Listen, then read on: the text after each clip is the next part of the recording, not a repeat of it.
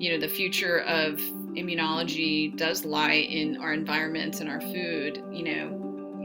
I think one of the biggest challenges is going to be how are human beings going to navigate, staying resilient on this planet? And, because whether it's a bacteria or a virus or a toxin or something, we're going to sort of have to accelerate our immune resilience, and we don't have thousands and thousands of years to necessarily do that.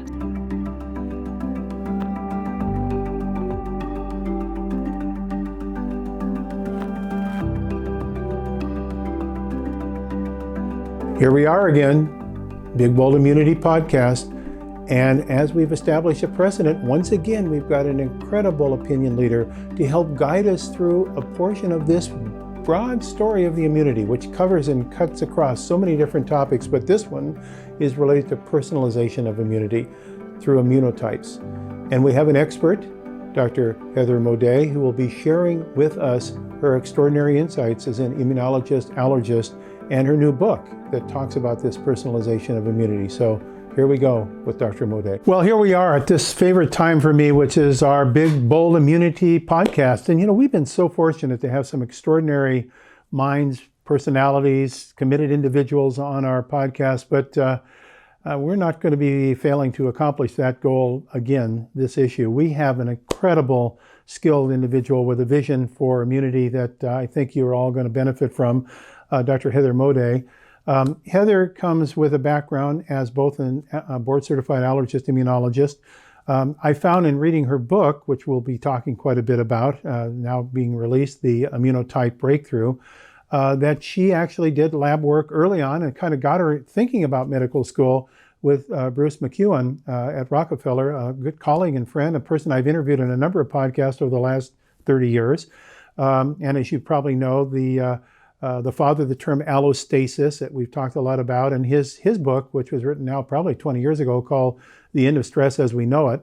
And so this experience that Heather had as a lab rat in his research project led her then into stress and immunity, and ultimately on her path to become a board-certified immunologist, allergist, and in private practice in Pennsylvania. And we were just talking about the fact that she's kind of in transition, like so many of us are now, with the nature of virtual practices and the way that we're doing remote evaluations. So she's in between Pennsylvania and Virginia. So again, she's a product of our 21st century new society. So let me just, if I can, formally introduce Dr. Moday to our Big Bold Immunity audience, and just remind you that this is the book for which she is the author. And this book is so impactful that I actually have 2 copies of it. So, I'm very fortunate. I'm sharing one of the copies with my colleagues, and the other is mine. And I don't know, you probably can't see, but I've got this marked extensively because it's a real news to use book, the Immunotype Breakthrough. So, Dr. Moday, thank you so much for being available for this discussion. And maybe now, in your own words, you'd like to tell us a little bit about your journey that's led you into this situation you find yourself today. Yes, thank you, Jeff. So, like many others who come to practice, a combination of functional medicine, integrative medicine, however you want to, sort of call it. Like you said, I was, practicing in sort of a conventional allergy practice after doing a fellowship in allergy and immunology after medical school.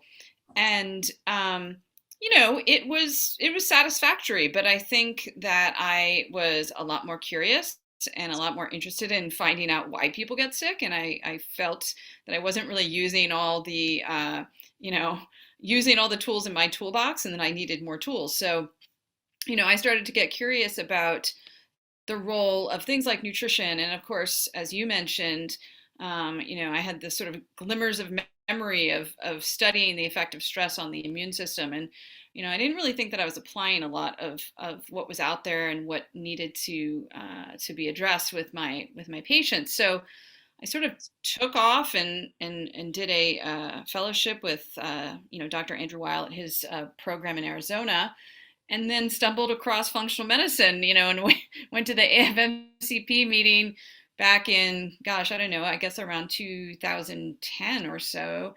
and really thought, oh wow, this is, that sort of blew my mind, and just, sort of the combination of the holistic view of things and then the application of a lot of biochemistry and immunology all together. It just I knew that that was where I needed to put my efforts, and so that's how I sort of ended up doing what I'm doing today.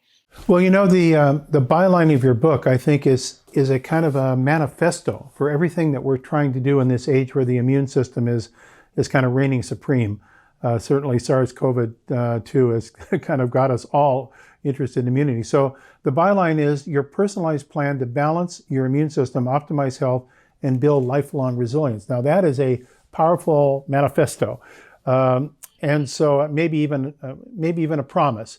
So as we dissect and kind of dig a little bit deeper in that, maybe we can talk about how you arrived at the development of this immunotype conceptual framework and how that then gets related and communicated to your patients, knowing that their knowledge of the immune system is probably pretty simplistic. So it's a complex topic with the ability to help them see more about how to own their immune system.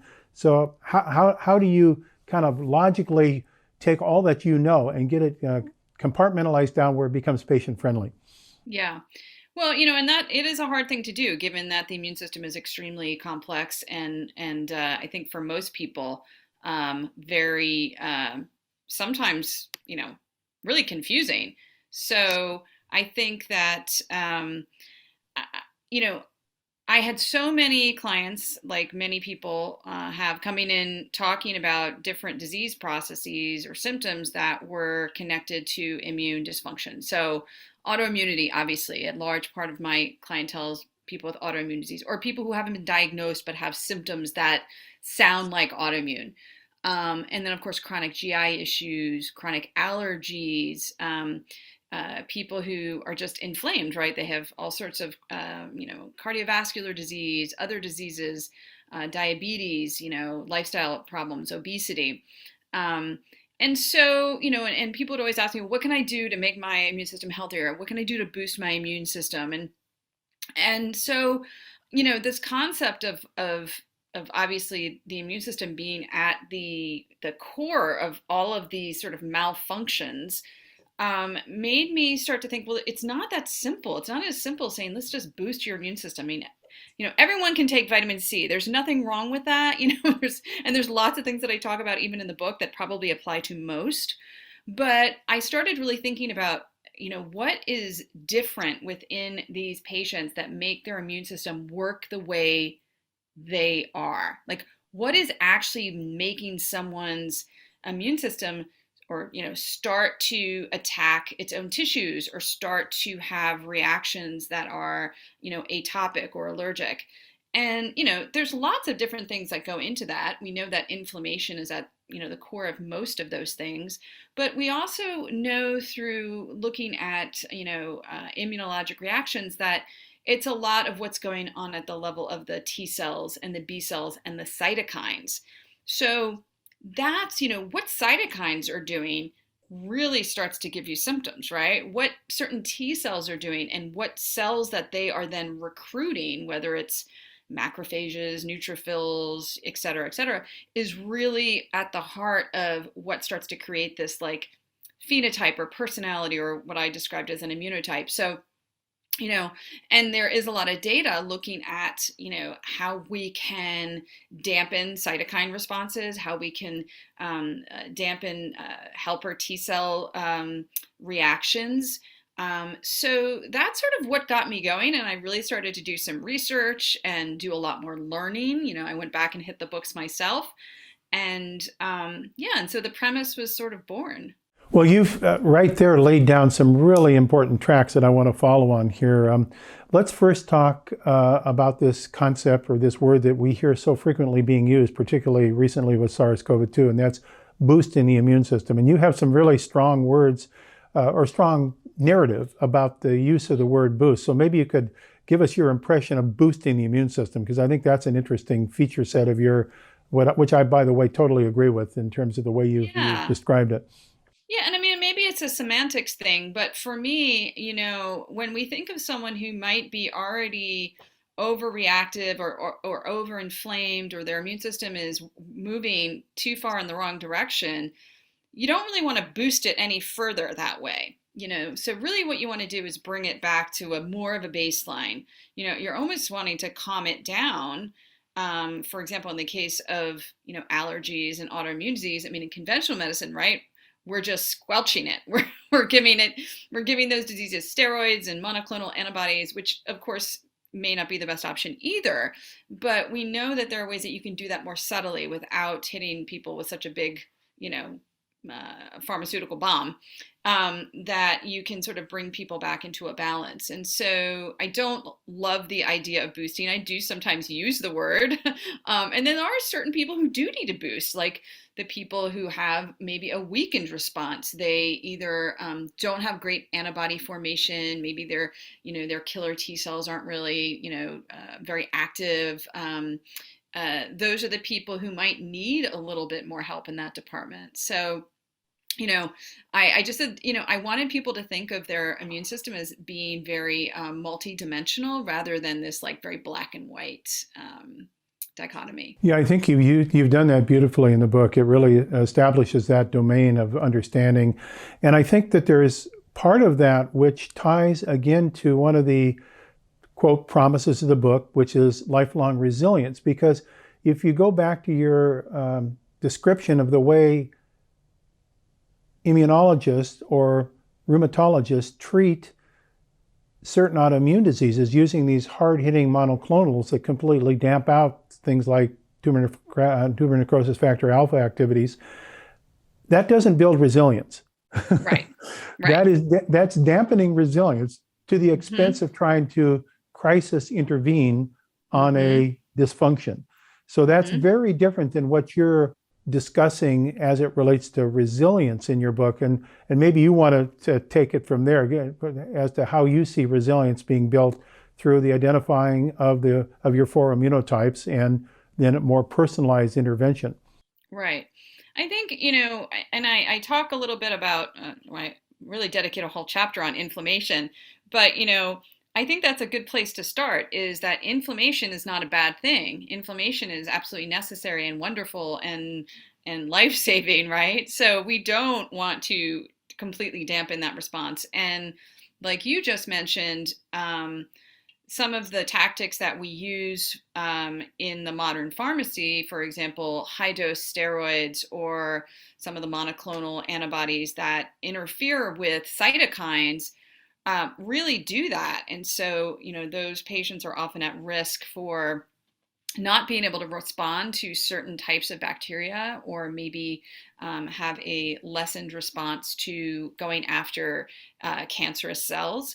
So we don't want to do that, but we want to maybe be a little bit more subtle in decreasing some of those cytokines, so that we can sort of quiet the inflammation. The other thing is that there are ways to sort of interfere with chronic inflammation. You can still have an acute response, but if you can interfere in terms of clearing out or resolving inflammation, that is a really great thing to concentrate on. And that's where a lot of like nutrients come into to shape. So a lot of the things that we use either in supplement form or things that we eat can be really great at, decreasing free radical damage, actually, healing or accelerating tissue healing. So I think if we sort of think about that, that's a way of making people over time more resilient. It's giving them something versus completely dampening their immune response. Yeah, yeah. I want to make a little bit of a caveat here because I probably overstated something. I don't want to lead to a false impression. There are certainly places, and I'm sure you would agree, where these pharmaceutical drugs that damp inflammation are desirable in acute absolutely. states of pathology. So I don't want to throw the baby out with the bathwater. No, but I no. also want to come back to what you're saying, which I think is really sage. This concept of inflammaging, which is a chronic state of inflammation which a lot of people don't understand that if there is inflammation, it's implying something in the immune system that's dysregulated. You don't have inflammation without some dysregulation in the immune system. And I think you've done a very good job of describing that in a way that the non-immunologist can grok. So maybe you want to kind of just give a little bit more depth to this construct of, in fact, you even have a subsection of the book, I think, something like cytokines your friends, as I recall. Right. What we often think of as our enemies can be our best friends when in need. Yeah, so I talk about the cytokines as being sort of our communication system, right? So cytokines, as we know, are released from many different kinds of immune cells, B cells, T cells, macrophages, everything. And it's the way that they're able to tell each other what to do. I call it the 5G of the immune system, because if we didn't have it, it would be as if all the communication in the world got shut down. I mean, everything would stop. We would, screech to a halt. And so, yes, the immune cells are important, but the cytokines are extremely important.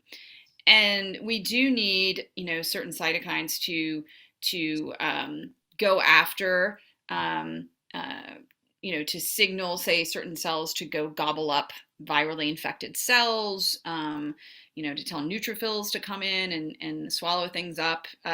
We need those. And so you don't want to take them away completely, but at the same time, they're extremely powerful. And we know just, looking at some of the inflammatory diseases, or, let's just say septic shock that happens, you can trace that back to very powerful cytokines like interleukin 6. Obviously, that's one that we talk about a lot, the TNF alpha.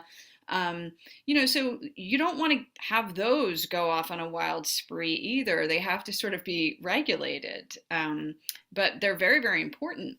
Well, you talk about a number of the cytokines, I think, that are, because there's a whole family of different molecules that participate in this communication system. Too numerous to count, probably. Exactly.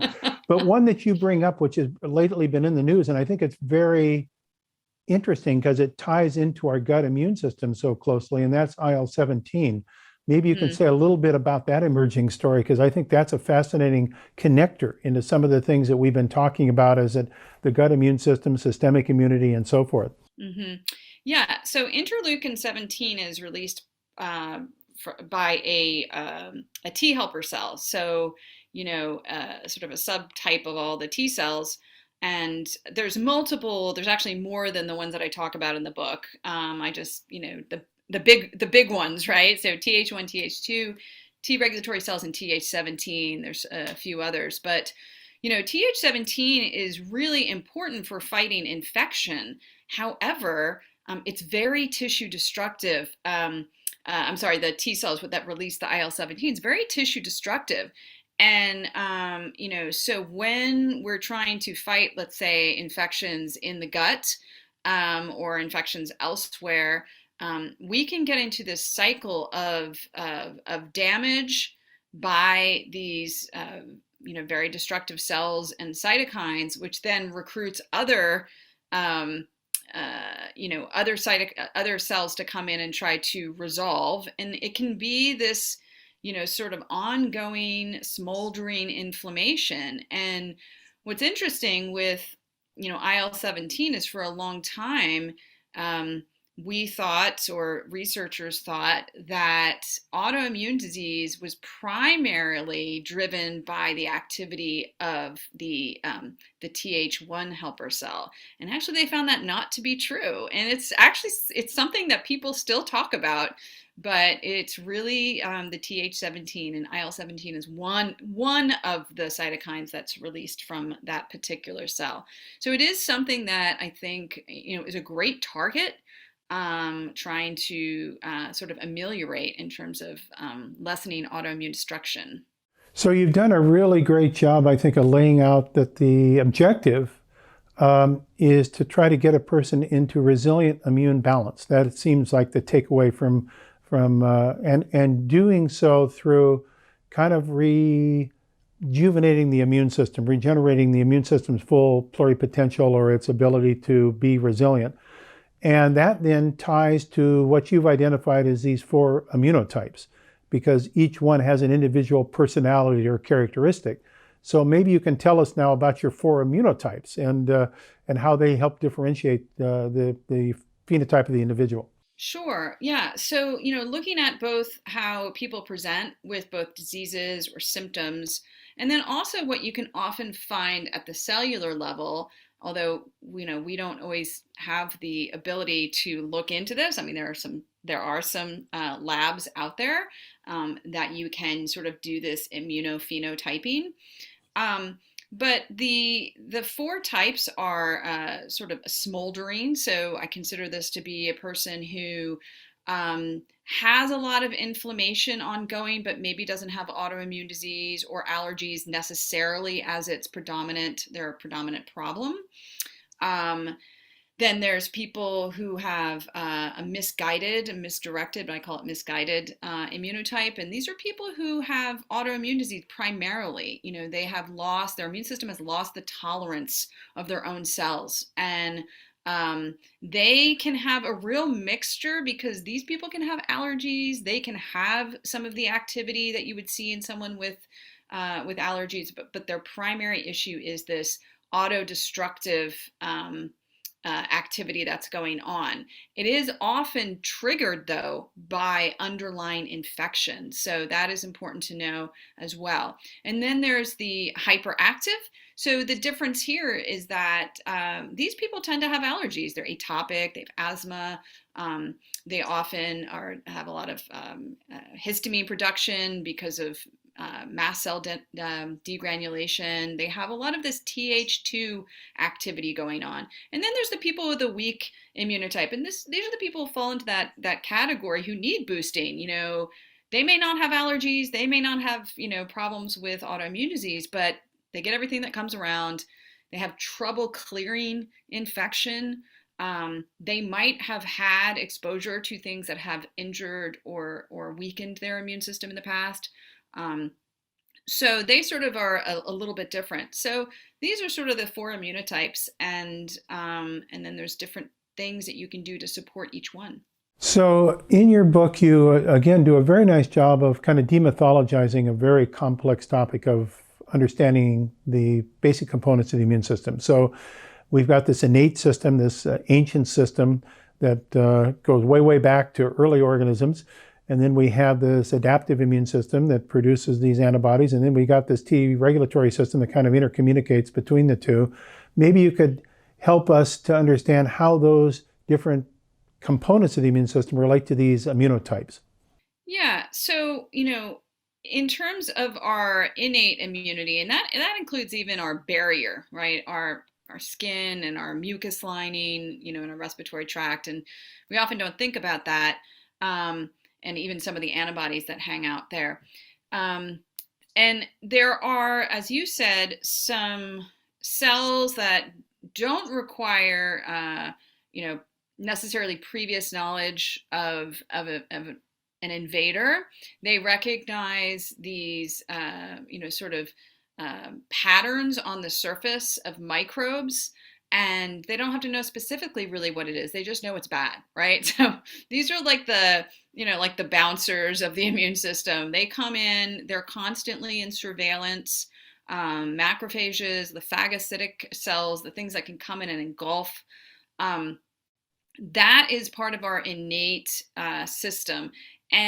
But what happens is when, the attacking occurs of microbes, or when they've identified an inflamed area of tissues, not only do they engulf things and start injecting them with all sorts of, trying to kill these microbes, but they will also send up cytokine signals to bring other cells in. They'll change the physiology. They'll signal for fluid to come in, and things like that.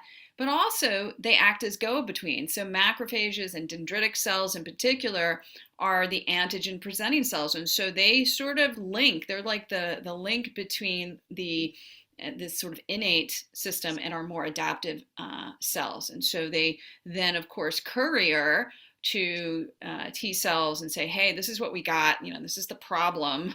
What do we do now? And then, more of the mastermind occurs if you go up from there, thinking about, okay, do we need different kinds of helper T cells? Do we need B cells? Do we need antibodies? What do we do now?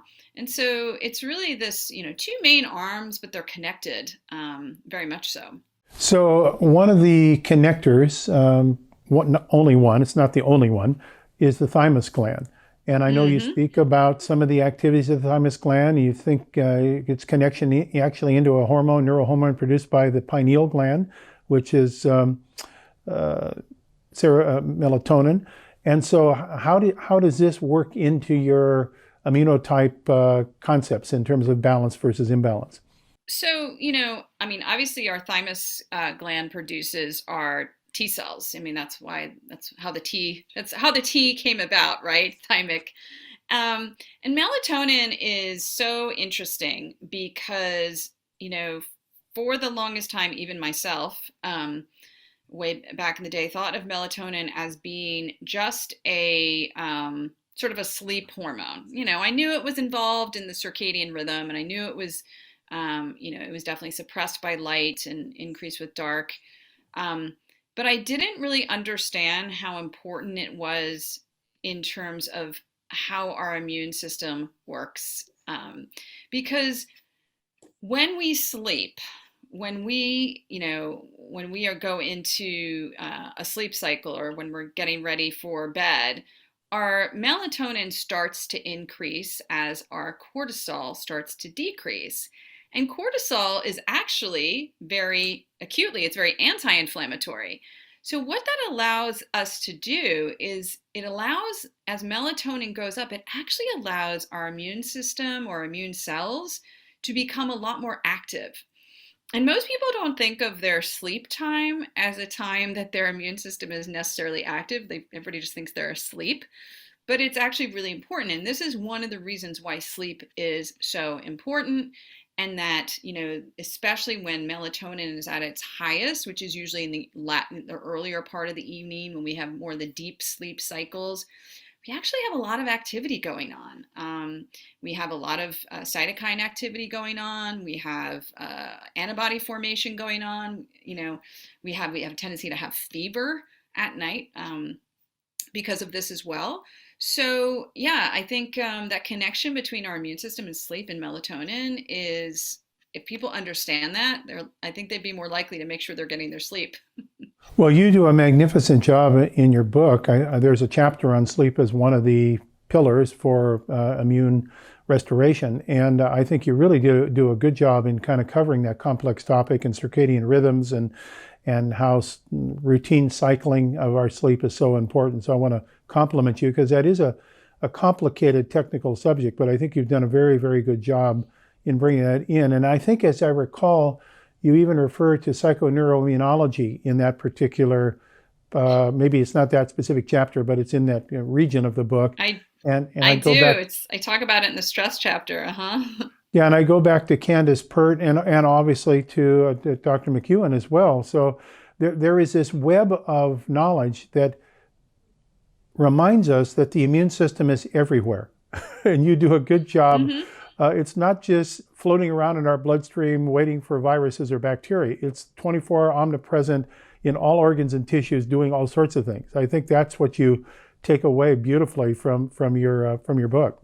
Yeah, and I think that I didn't really think about the experience I had working in a lab for 3 years as being very, because when I went to medical school, I was just, I'm in medical school and you have to learn anatomy and physiology. But, later on, as I was, entering functional medicine and, talking about stress, immune system and everything, I thought, oh, this is interesting. This sounds familiar to me. And of course, it's because I was in a lab that was at the forefront of really looking at how both acute and chronic stress, which was early, in the 90s, how that affected the activity of our immune cells. And I talk a lot about Dr. DeBar, who was actually he was a graduate student when I was was when I was there. So we were really sort of like colleagues, and he has gone on to continue his work in evaluating the effect of mostly chronic stress, especially long-term, lifetime emotional stress on our immune system. So it's something that we are still trying to figure out. I mean, that is a very complex subject because the effect of stress and cortisol in the system changes depending on how long it's been going on, the severity of it.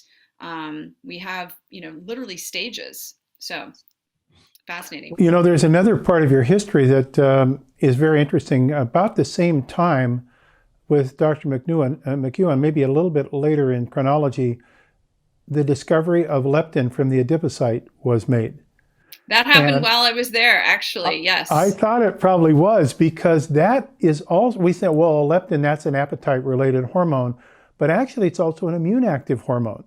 So again, it ties together how does a fat cell communicate with the brain, which communicates with the immune system and the endocrine organs. The psychoneuroimmunology field is exploded as it It relates really to this. has. And so when you talk in your book about obesity, obesity has a very profound influence on immune system function, which may explain why in SARS-CoV-2 comorbidities, that obesity is right up there at the head of the list of risk factors. Yeah. And I know that even recently, there's been, I think it was a study out of Stanford most recently, or it was multiple areas that they've looked at how SARS-CoV-2 is able to infect fat cells, which I thought was fascinating, and infect the macrophages inside of those cells and actually evade the immune system slightly by staying within the confines of this adipose tissue. So not only allowing it to maybe replicate and become a bigger problem, sort of hiding away.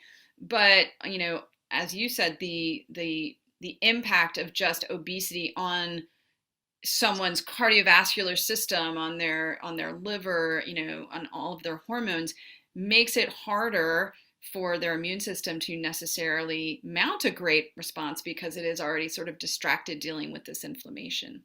Well, you said something there that's very fascinating, and that is the concept, can a cell hide away in the body?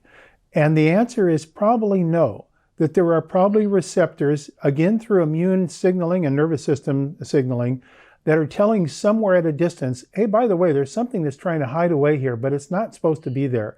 Right, And of then we course. get into this kind of occult problem that you're talking about with immune dysregulation versus acute, right? It's just Uh-huh. like Lyme disease, for instance, Right. or Epstein-Barr infection. The Mm-hmm. virus is still there. We say, well, it's not really producing a serious, I don't have something that is visibly a disease, but yet it may be impacting the immune system by its signaling. Yeah, and I think that viruses are a perfect example of that, especially some of the DNA viruses that we're used to harboring. Luckily they don't mutate very frequently, but we all have herpes viruses that are hanging out if you've ever had chicken pox, or if you've ever had mono, as most people have.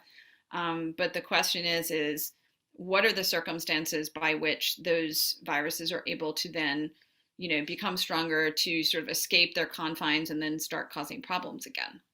And that comes back to your book with the immunotypes and improving resilience to build lifelong resilience. So let's talk a little bit in the remaining time we've got. And thank you for your gracious use of your time here. Sure, absolutely.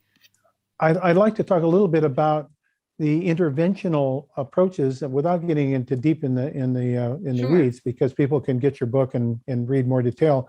But maybe you can tell us a little bit from your experience how the toolkit looks for individuals with these imbalances in these four immunotypes, and what kind of available options are there that you found of value.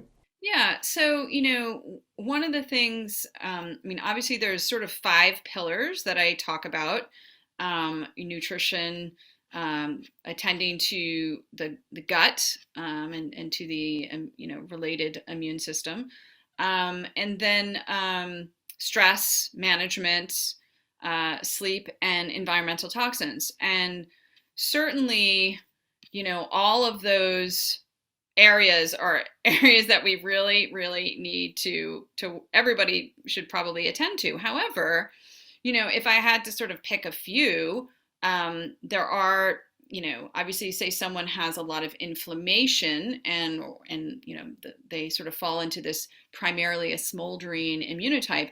The first thing that we want to do is, remove things that are potentially causing inflammation, but also to use foods, take away toxins that are causing certain inflammatory mediators to go up. So, for example, I talk about NF-kappa B is usually very, very active in people who have chronic inflammation. And we know that, of course, things like curcumin is extremely important in sort of quelling that.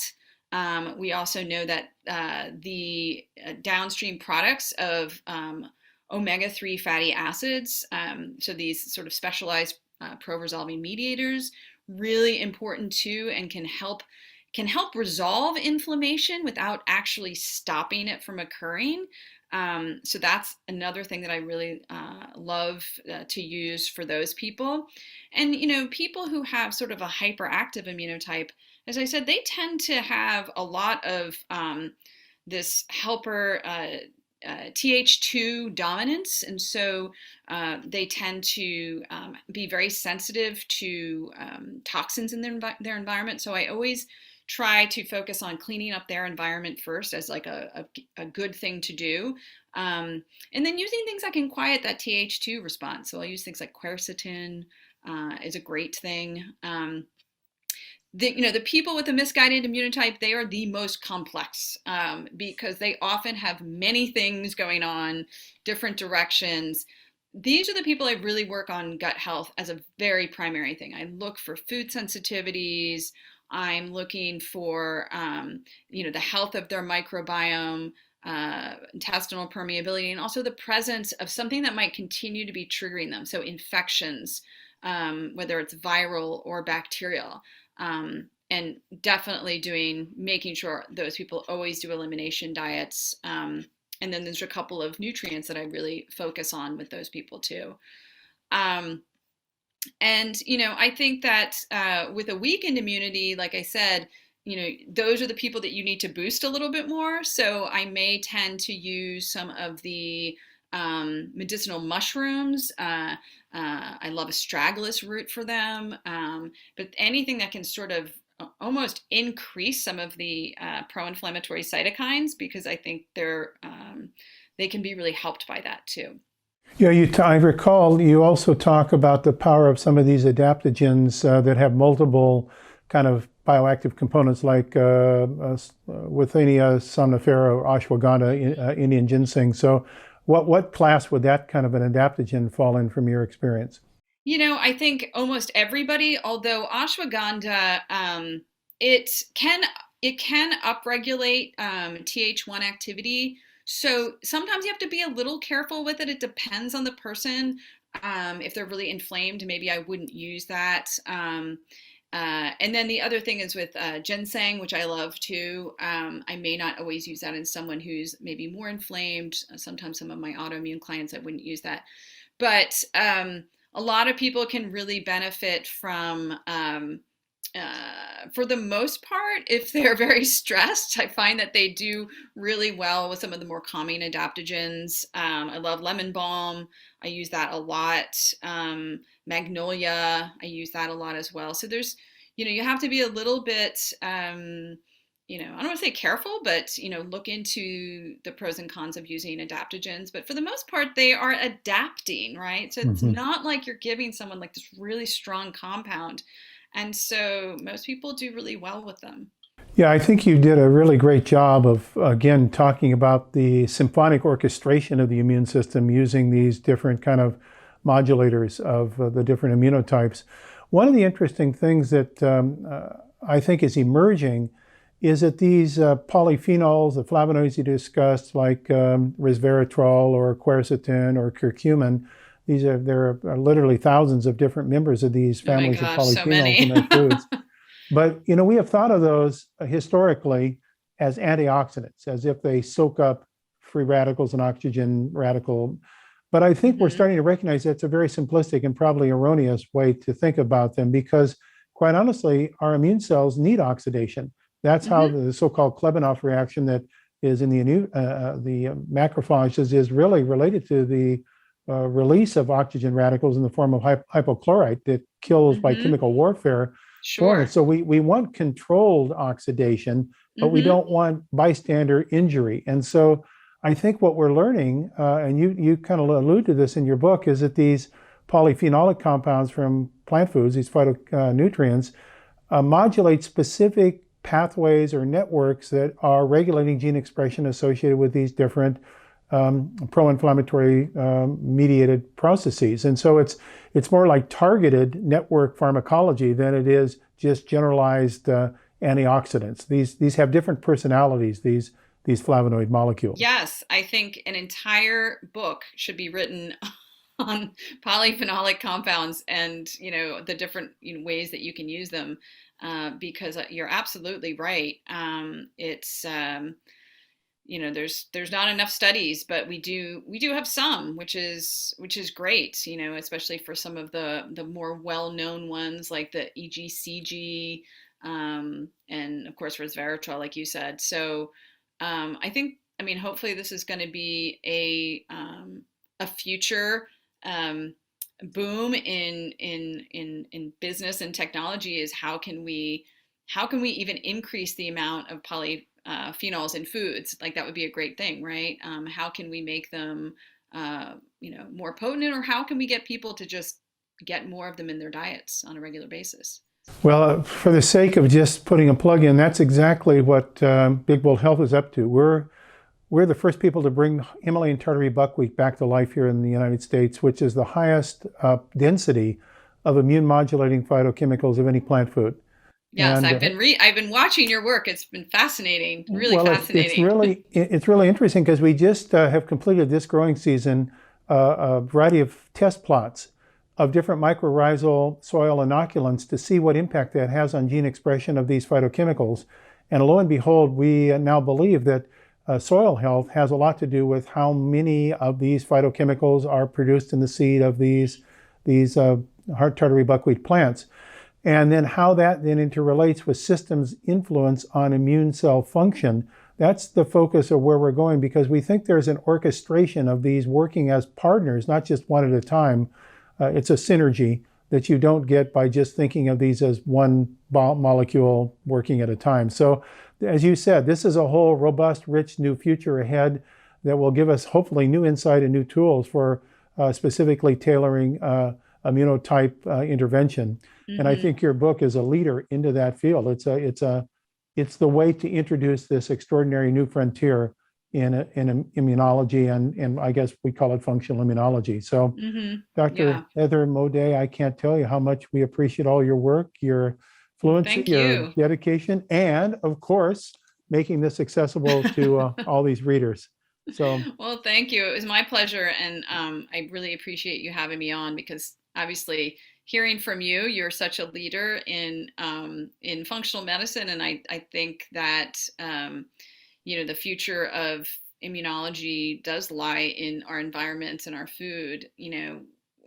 I think one of the biggest challenges is going to be, how are human beings going to navigate, staying resilient on this planet? And, because whether it's a bacteria or a virus or a toxin or something, we're going to sort of have to accelerate our immune resilience, and we don't have thousands and thousands of years to necessarily do that. So yeah, I think it's going to be, I'll tell you, really interesting. That is an incredible way to finish this discussion between us. That is a look to the future. That's a mandate for our survival, and that's something that we're all pulling together to find solutions to. So thank you so much. It's been a real privilege and pleasure to have this chance to share ideas with you. Thank you, Jeff. I appreciate it. Okay, be well. Thank you. Bye-bye. Bye.